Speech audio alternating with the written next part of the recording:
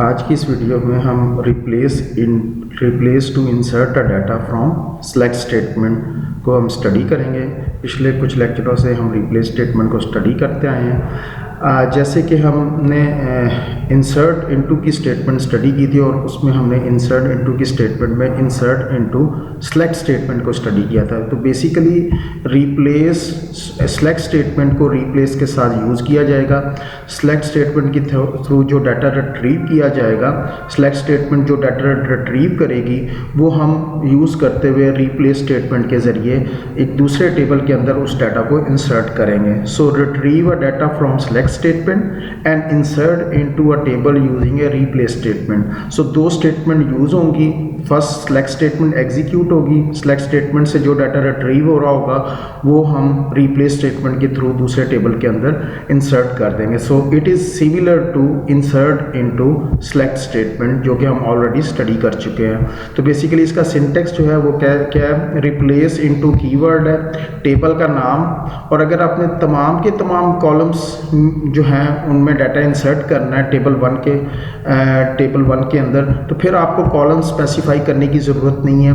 Otherwise अगर आपने चंद specific columns के में वैल्यूज़ इंसर्ट करनी है जो कि सेलेक्ट स्टेटमेंट से रिटर्न होंगी, तो फिर आप यहाँ पे कॉलम्स स्पेसिफाई करेंगे। कॉलम्स जो है वो आप कॉमा के ज़रिए जो है वो सेपरेट करेंगे। जितने कॉलम आप स्पेसिफाई करेंगे उतने कॉलम्स में टेबल वन के अंदर वैल्यू जो है वो इंसर्ट होगी।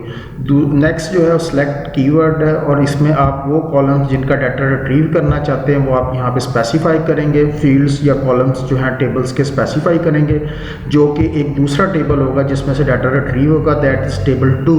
और साथ ही आप वेयर कंडीशन स्पेसिफाई कर सकते हैं। इट्स मीन कि ये जो सेलेक्ट स्टेटमेंट डाटा रिट्रीव करेगी वो वेयर कंडीशन के ऊपर स्पेसिफाई होते हुए जो डाटा फिल्टर होगा, वो जो रिट्रीव होगा, that data will be a retrieve and replace और इंसर्टेड इनटू द टेबल 1। सो अब हम इसकी प्रैक्टिकल एग्जांपल देखते हैं। डाटा रिट्रीव करते हैं सेलेक्ट स्टेटमेंट के थ्रू और उसको एक दूसरे टेबल के अंदर इंसर्ट करते हैं।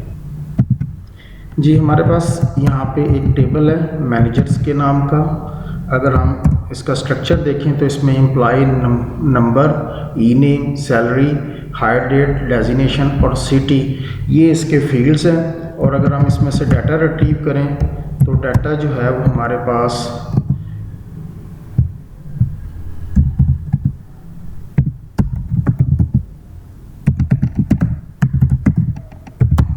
जी, डाटा इसमें कुछ एम्प्टी है। टेबल मैनेजर के टेबल्स के अंदर कोई डाटा नहीं है और ये इस टेबल का स्ट्रक्चर है। एक टेबल हमारे पास और है जो कि एम्प्लॉय के नाम का है।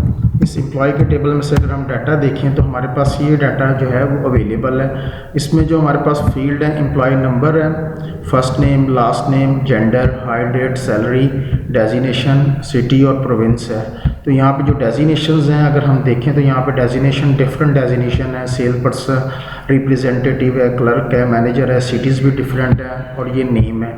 अब हम इस टेबल में से डाटा रिट्रीव करते हैं और उसको इंसर्ट करते हैं मैनेजर के टेबल में। तो रिप्लेस इनटू मैनेजर टेबल का नेम है। मैंने तमाम मैनेजर के टेबल के अंदर तमाम फील्ड्स के अंदर वैल्यूज़ इंसर्ट करनी है, तो लिहाजा मुझे यहाँ पे फील्ड स्पेसिफाई करने की ज़रूरत नहीं है।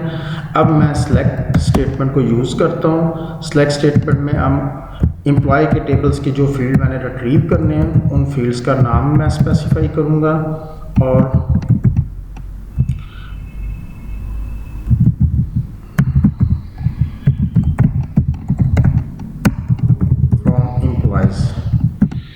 where designation is equal to manager। सिर्फ ओनली मैनेजर्स का डाटा जो है वो रिट्रीव होगा। तो बेसिकली क्यूरी, सेलेक्ट स्टेटमेंट की क्यूरी एम्प्लॉय का नंबर, उसका नाम, सैलरी, डेजिग्नेशन, सिटी एम्प्लॉय के टेबल में से रिट्रीव करेगी। कौन से एम्प्लॉयज़ का, जिनका डेजिग्नेशन मैनेजर है, और उनको इंसर्ट करेगी मैनेजर के टेबल्स के अंदर। जी, एक field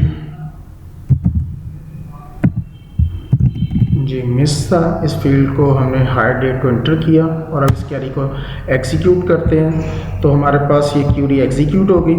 employ name, first name, salary, hire date, जो कि यहाँ पे फर्स्ट जो हमने एग्जीक्यूट की थी इस क्यूरी के, तो हायर डेट मिस था जो कि मैनेजर के टेबल के अंदर वो कॉलम मौजूद था, दैट्स वाई ये एरर जनरेट हुआ।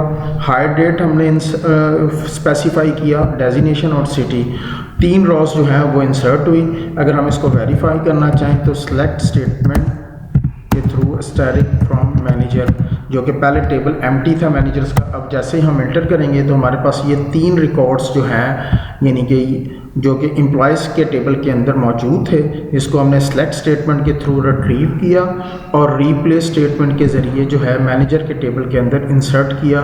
मैनेजर के तमाम कॉलम्स या फील्ड जो थे वो हमने उनके अंदर वैल्यूज़ जो है वो इंसर्ट कर दी, which is retrieve from select statement from employee tables, and condition is that only the manager designations of employees will be retrieve the data and inserted into the manager table.